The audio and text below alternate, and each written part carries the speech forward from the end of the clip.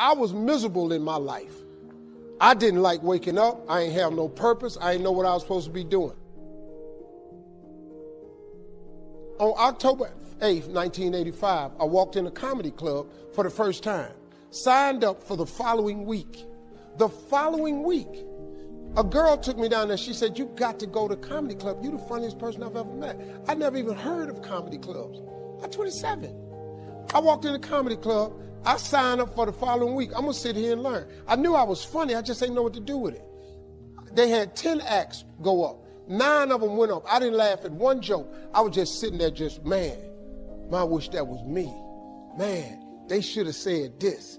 Every joke they told, I knew the punchline before they said it, and I wrote a better punchline in my mind, what they should have said. It got to guy number 10, they called his name, he wasn't there. They said, well, he's not here, we're going to go to next week's list.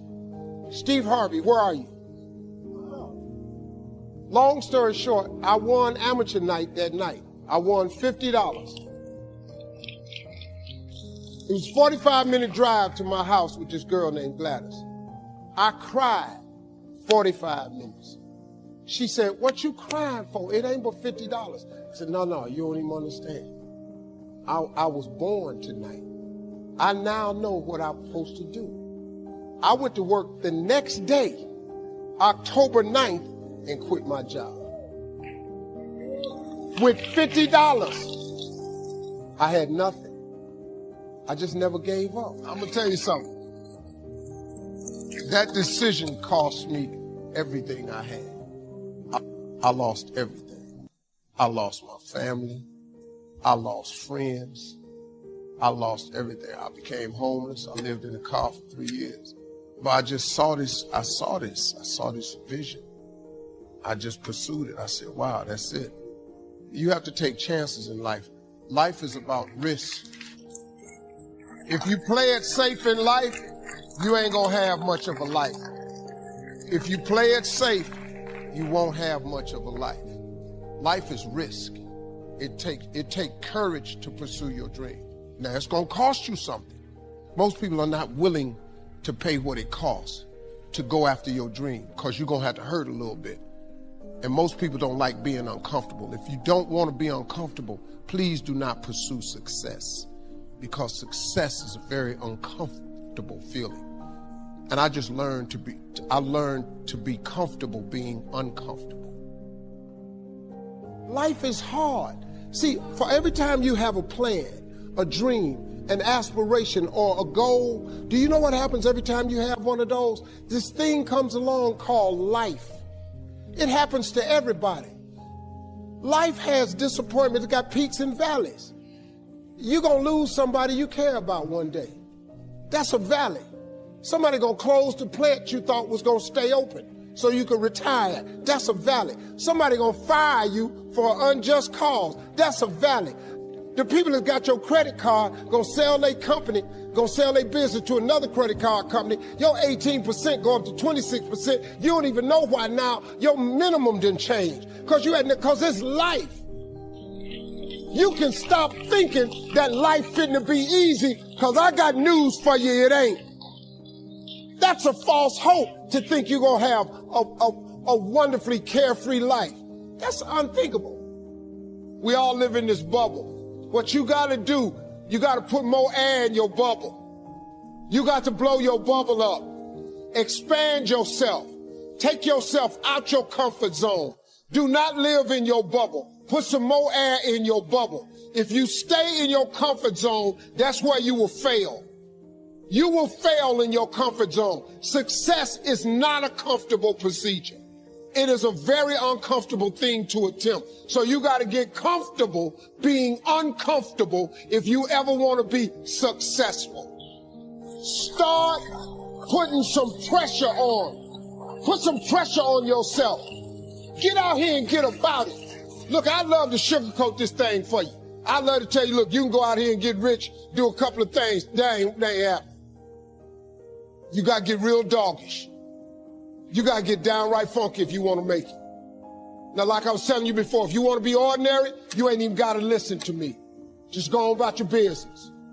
If you think ordinary is cool, ain't no problem. It's some really, really wonderful, ordinary people. But if you are sitting in this room and you have extraordinary aspirations, then you're going to have to do extra. You put extra on top of ordinary and you come up with extraordinary. It's no other way. I'm sorry, but here's the fact. All of you have extraordinary capabilities. All of you.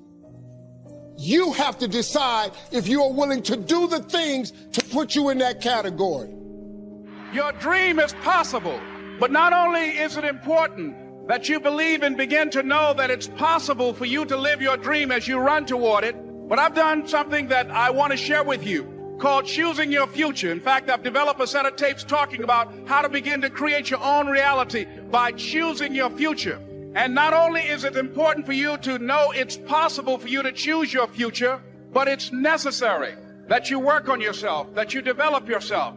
It's necessary that you get the energy drainers out of your life, people who don't.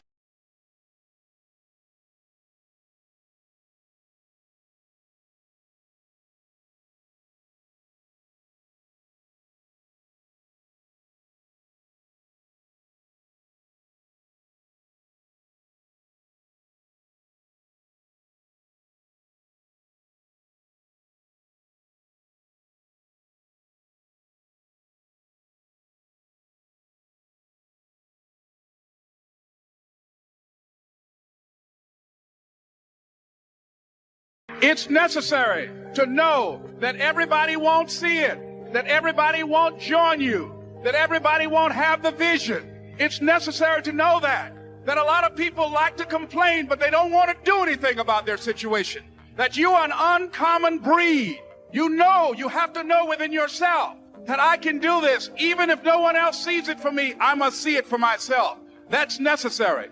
It's also, ladies and gentlemen, necessary that you be creative when you're working on your ideas, that you understand the importance of changing up, of readjusting your strategies. Many times we can have a great idea, but if you're not advancing it in the right way and things don't happen, you become discouraged and think the idea doesn't work. No, that's not true. It's necessary that we become creative. I remember when I was in New York walking down the street and a guy approached me and said, "Hey, mister, can I shine your shoes?" And I said, "No, I'm in a hurry. I don't have time." I kept walking. Someone else said, "Hey, man, your shoes look clutty. May I shine your shoes?" I said, "No, I don't have time. I'm sorry. I'm busy." And I was walking faster, and many people solicited me for my business. And then finally, a young man stepped in front of me, and he said, "Excuse me." And he started counting, 97, 98, 99, 100. He said, "Sir?" I said, "Yes." He said, "Come here, please." I said, "What is it?" He said, "Today is my birthday. And every year, just to thank God for another year of life, the 100th person who passes my shoe shine stand, I offer them a free shoe shine. Would you give me the honors?" I said, "Why, sure." I got up on the shoe shine stand, George, and I sat there and he shined my shoes diligently. And when I got down, I looked at them, they were sparkling. And I was walking away and I said, "Thank you." And I stopped, I said, "Excuse me, but how much do you usually charge?" He said, "Only $2. I said, "I tell you what, today's your birthday. Here's $5, keep the change." He said, "Thank you."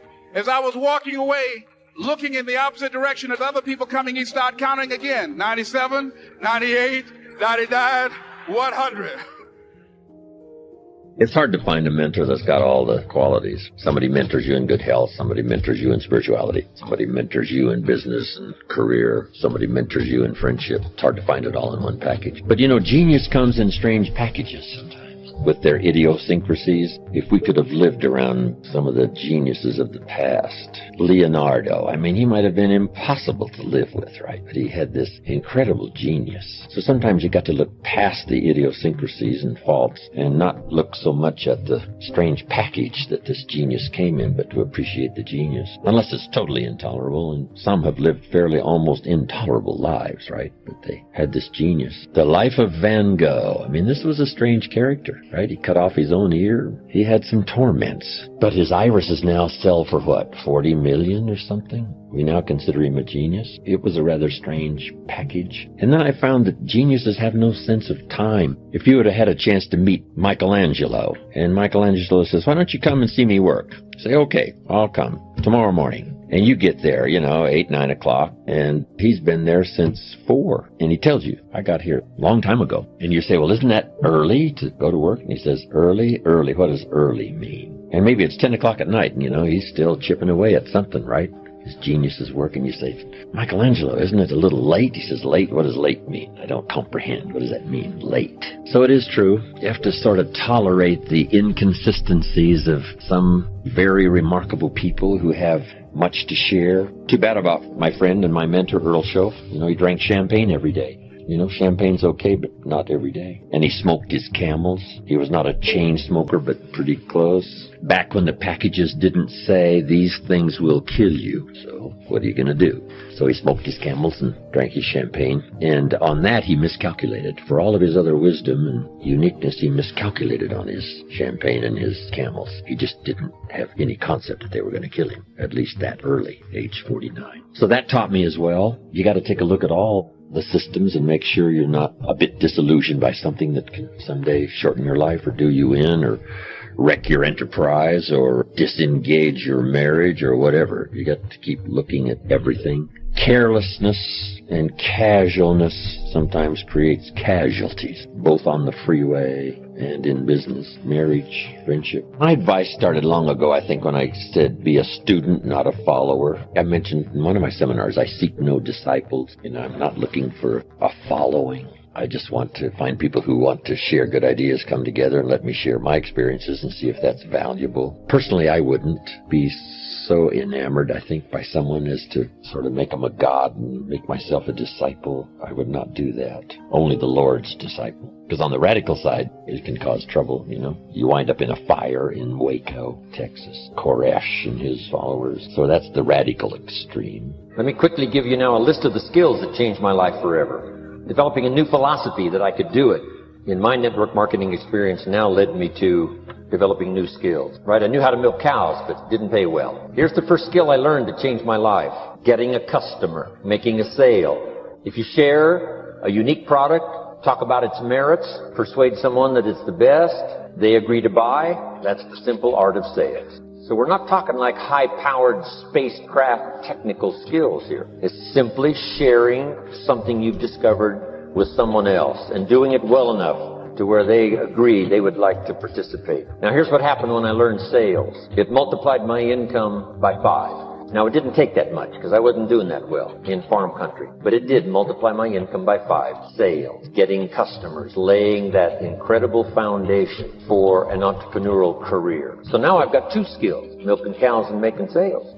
Here's the next one I learned. It changed me forever. And that's recruiting, introducing the business opportunity to new people. Learning how to give a good invitation, learning how to give 2 kinds of presentation, formal and informal. And the third part of recruiting, of course, is following up. Once you start a new life, now you got to take care of it, like a new mother would take care of her baby. You don't start a new life and abandon it. You start a new life and nourish it like a mother and protect it like a father. You got to be both mother and father to a new person. Nourishment, ideas like a mother. Protection, help defend your new life against the encroachment of outside voices that would try to talk them out of it. So you've got to be mother and father in this art of recruiting. We call it being a sponsor. And being a sponsor is like being a bridge, helping somebody from darkness to light, from skeptic to faith, from not knowing to knowing, from no confidence in themselves to starting to gain confidence. You're the bridge that helps people from the shadows to the sunlight. It's one of the most exciting positions to occupy in all of network marketing industry, is the bridge, helping people crossing the bridge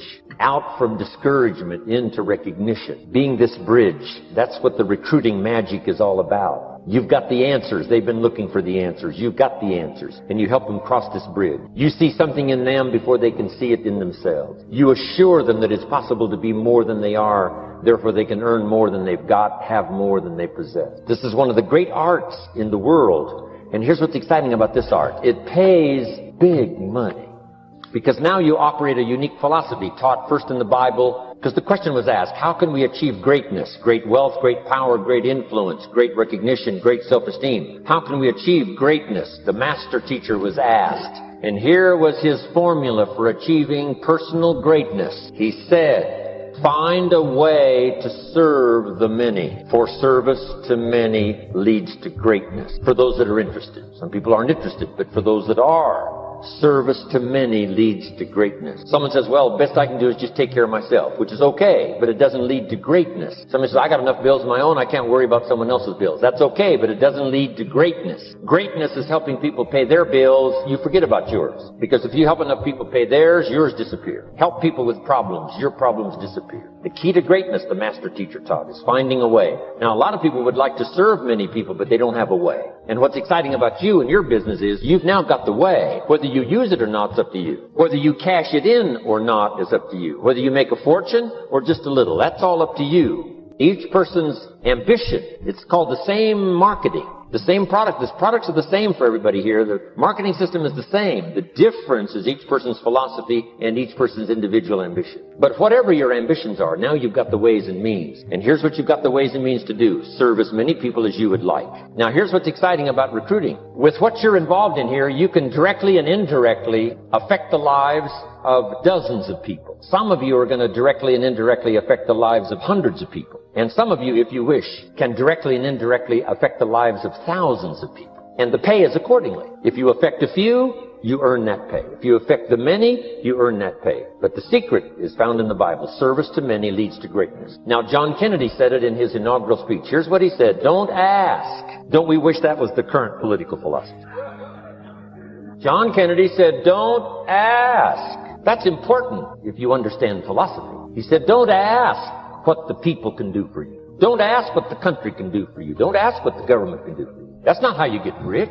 That's not how you have high self-esteem. That's not how you get trophies to put on the mantle above the fireplace, asking what the people can do for you. Don't ask, he said, what the people can do for you, but ask, what could I do for my country? And the country means the people. What could I do for the people? I want trophies. I want recognition. I want high self-esteem. I would even like a chance to make a fortune. John Kennedy says it's easy. Don't ask what the people can do for you, but ask, what could I do for the people? Could I directly and indirectly serve many in my country? And now that you are participating in this program, the answer is yes. Now, Zig probably said it best. Zig's got some great thoughts. Zig and I have been good friends for a lot of years. Zig says money isn't everything, but it ranks right up there with oxygen. Yeah, Zig, you're right. Zig says, my dentist told me, Zig, only floss the teeth you want to keep. You know, forget the rest. But here, Zig is famous for this now. This is one of Zig's philosophies, and it goes right along with the other two, the Bible and John Kennedy. Here's what Zig says. If you help enough people get what they want, you can have everything you want. If you help enough people get what they want, you can have everything you want. Now, wanting everything you want, we call that self-interest. But it's okay to have self-interest.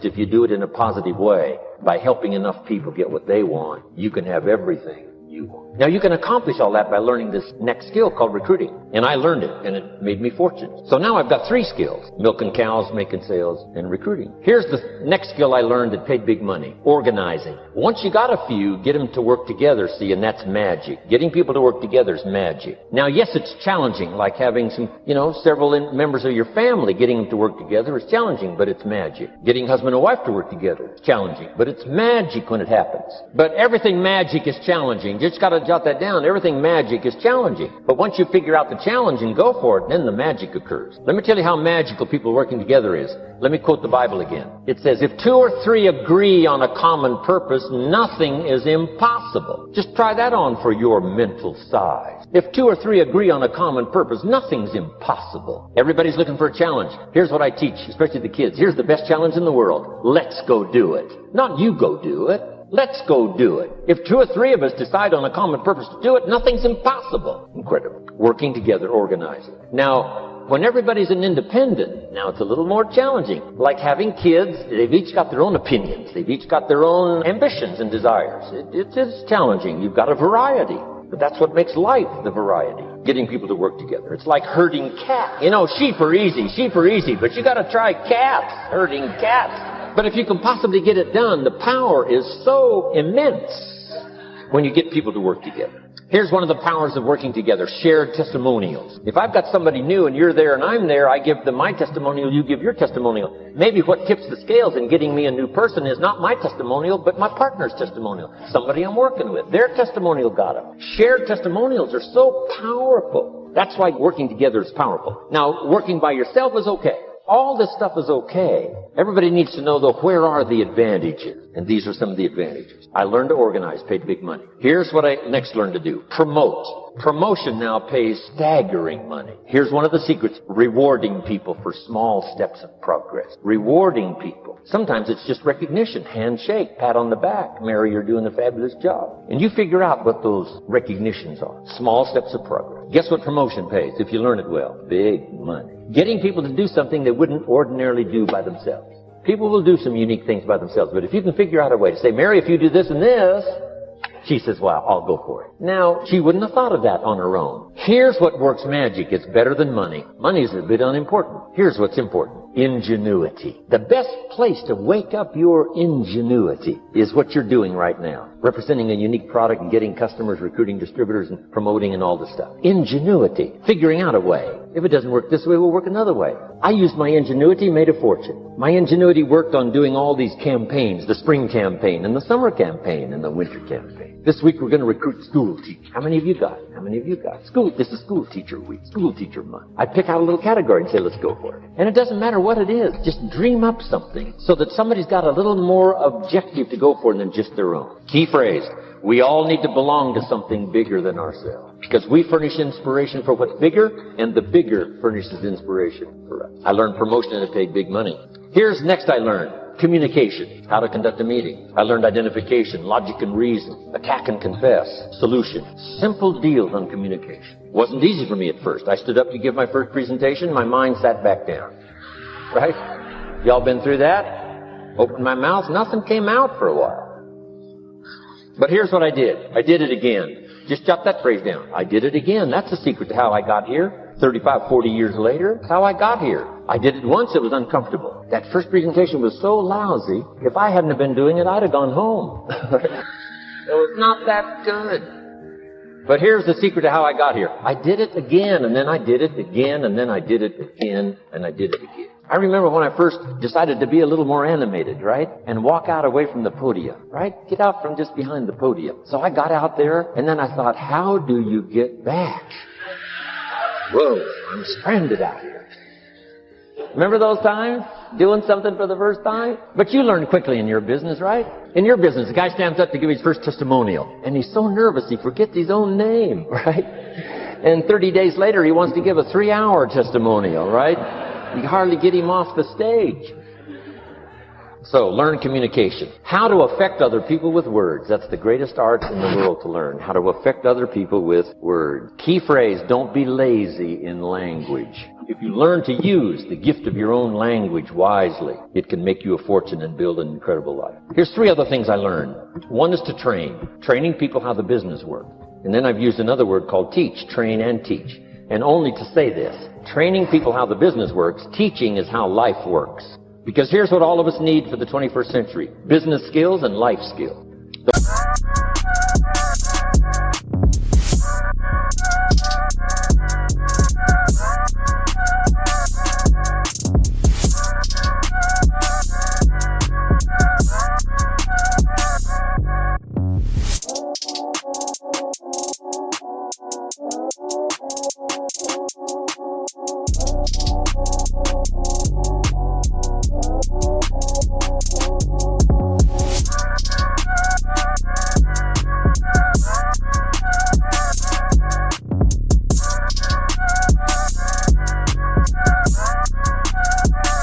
life skills are leadership skills. The life skills are learning how to set goals. Now here's the ultimate skill to learn that can transform your life and the life of whoever will listen. The ability to inspire. Inspire means help people to look up a little higher than where they are and wish they could get there, and inspire them that it's possible. Here's how we inspire, by our own testimonial. If I can do it, you can do it. Here's how else we inspire, by others' testimonial. If they can do it, Mary, you can do it.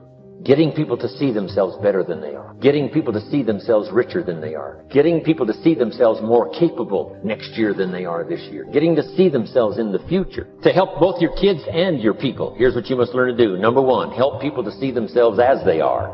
If people have made mistakes, they got to know it. You can't go on making mistakes and hope to achieve. Mistakes have to be corrected. And you've got to do it with your children. Help them to see themselves as they are. If they've messed up, here's what you've got to say. You've messed up. But here's what's important as a parent. Don't leave them in the mess.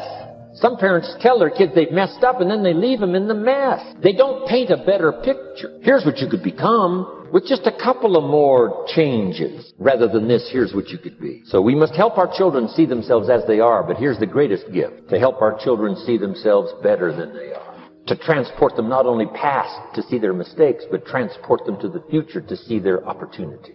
To see the person they can become. My mentor had that greatest gift to help me to see myself better than I was. At first it was difficult to see, then I started to believe, and that's how I got here today. He said, one of these days, Mr. Rohn, you'll walk into a room full of people, and you will hear some of them say, that's him, that's the famous man. I said, well, that could never happen to me. He said, trust me, if you keep working hard on the disciplines like you're doing right now, that'll happen. Jot these notes down now on leadership. Here's the first one. To attract attractive people, you must be attractive. Sometimes when we need other people in our enterprise, we go to work on them. When the real key is, first of all, to go to work on yourself and become an attractive person. Now, it's not a bad idea to ponder and think, what would make me an attractive person? Here's one, a refinement of philosophy so that you really understand life and challenge to the best of your ability. Your philosophy about the marketplace and politics and government and the work ethic. Your philosophy of values and contributions. Your philosophy that understands each of us need all of us and all of us need each of us. Each value is important. The miracle of America is all the gifts that have been flowing in here for the last 300-400 years, especially the last 200 years. No country in the last 6,000 years has become such a depository of the gifts of the world like America has the last 200 years. There's been nothing like it in recorded history. So many of the gifts of the whole world deposited in one country. My grandparents came from Odessa, Russia. They were German, but, when Peter married Catherine all those years back, it opened up the door for a lot of the Germans to move to Russia. And they moved and taught the Russians farming methods. And my grandparents moved to the Ukraine, Odessa. When I lectured in Moscow, some came all the way from Odessa up to Moscow. Now they want me to come from Moscow down to Odessa. And my grandparents came from Odessa, came to America, settled in a place in central Washington where a lot of the Germans came, and they called it Odessa, Washington. Named after Odessa, Ukraine. My grandfather served in the Tsar's army a long time ago. In the Tsar's army, they had this deal. Based on your deportment, you got certain points. And if you accumulated enough of these points, you...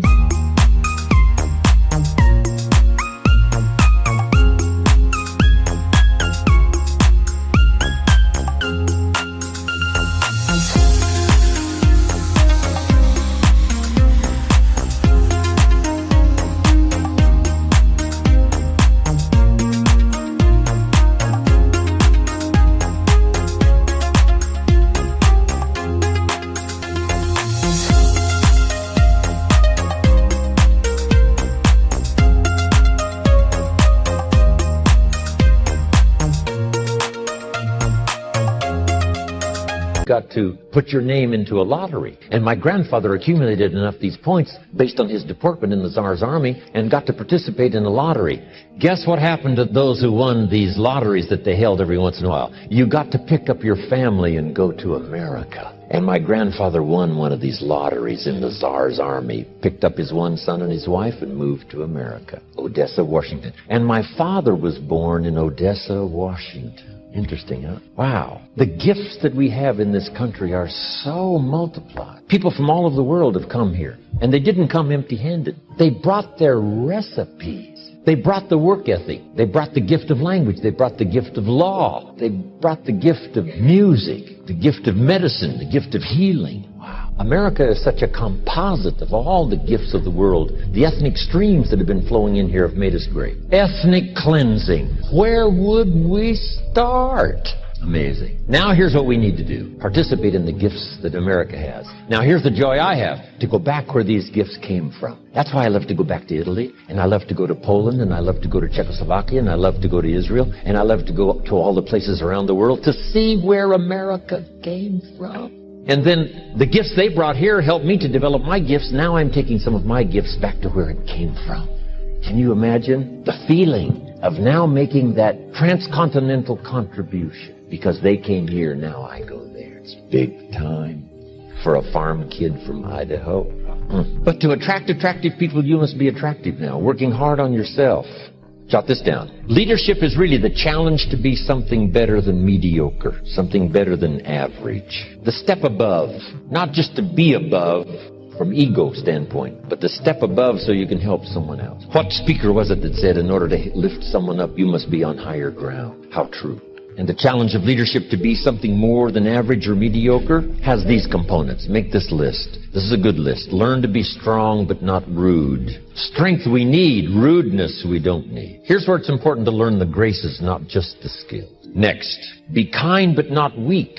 Sometimes it's easy to mistake weakness for kindness, but not true. Kindness is a powerful strength, but don't let your kindness become weakness. Next, learn to be bold but not a bully. Boldness we need. Bully we don't need. Throwing weight around we don't need. Trying to impress we don't need. Express, yes, but impress, no. Next is to be thoughtful but not lazy. To dream but not just become a dreamer. To think but not just become a thinker. To have a philosophy but not to become just a philosopher. I know they call me, the great business philosopher, which I like the title, it's okay. But my philosophy says, jot it down, results is the name of the game. The name of the game is not philosophy. Philosophy is just a useful tool to set you on a good track so that a year from now you'll be in a better place than you would have on the old track. Hopefully most everybody here, maybe everybody here, is going to set a new track for your health and for your family and for your future and for your activity and for your productivity and for your spirituality and all the rest of good values. So be thoughtful but not lazy. Here's the next one. Be proud but not arrogant. Pride we need. Team pride and community pride and state pride and country pride and personal pride and family pride, but not arrogance. Don't let your pride slip into arrogance. Here's the next one. Be humble but not timid. Some people mistake timidity for humility. But humility is a virtue. Timidity is an illness, a malady that can be corrected. You can learn to drive your timidity into such a small corner, it does not now disturb the rest of the house. Here's one more. In terms of sophistication, it doesn't take much to learn and practice the art of sophistication. Here's a good one. Humor without folly.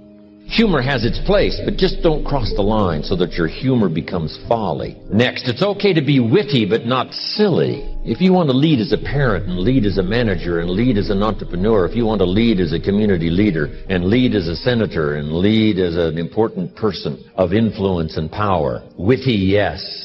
Silly, no. Next, every leader must understand the law of averages so you can use it for your benefit and for your company, anything you might be involved in. Here's what the law of averages says. If you do something often enough, you'll get a ratio of results. And anyone can create this ratio. In baseball, we simply call it batting average. If you go up to bat 10 times, get a hit, we say you're batting 100. 3 hits out of 10, you're batting 300. You don't have to be perfect going up to bat. These days, batting 250, 300, you can make $4 or $5 million a year.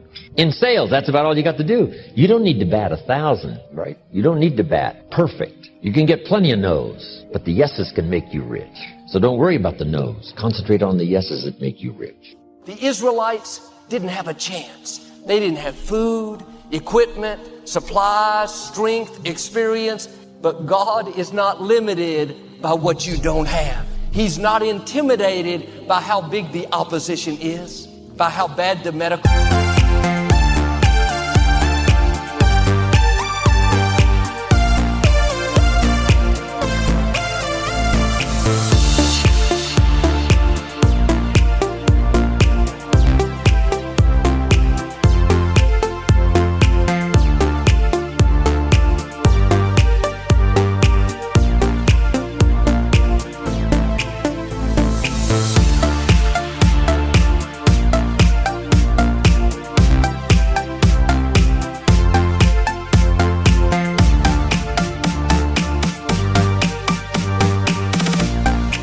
report looks, by what the financial statement says. God multiplied the sound of these lepers' footsteps and caused this huge army to flee for their lives. They left in such a hurry, they didn't even take their belongings. They didn't even grab their tents. God knows how to quickly get rid of the opposition. Don't be discouraged by how permanent the obstacle looks or by how much bigger it seems than you. You have an advantage. The Most High God is on your side. He knows how to cause your enemies to hurry out of your way. Not gradually, not over a few months. You're about to see some things quickly turn around. Problems suddenly resolved. Enemies rapidly defeated. What's interesting is while the lepers were walking, they didn't know what God was doing. They couldn't hear what the enemy was hearing. Everything seemed normal to them, but God was doing something supernatural. You don't know what God is up to right now. While you're believing, while you're doing the right thing, everything may seem just the same, but God is talking to your enemies. He's causing them to hear what He wants them to hear. The Syrians didn't say to the lepers, okay, we'll leave. Just give us a few months to pack up our belongings. Give us some time to relocate. We need to find new property. They left suddenly in a panic. They were so afraid they fled for their lives. Some of the obstacles you're up against may seem like they have the upper hand. The sickness is bigger. You've had the addiction a long time. Feels like that trouble has you surrounded. But when it's your time, like with them, it's not going to leave gradually. It's not going to improve a little here, a little there. It's going to leave suddenly, like it's in a panic, like it's fleeing for its life. Well, Joel, this sounds encouraging, but I don't believe it's going to happen quickly for me. I've been dealing with this for a long time. You're right. It won't happen for you. This is for believers. This is for people that will let the seed take root. People that will dare say, God, I agree with what you said, that you will hasten your word to perform it. Lord, I believe for a quick work. I believe enemies are hurrying out of my way.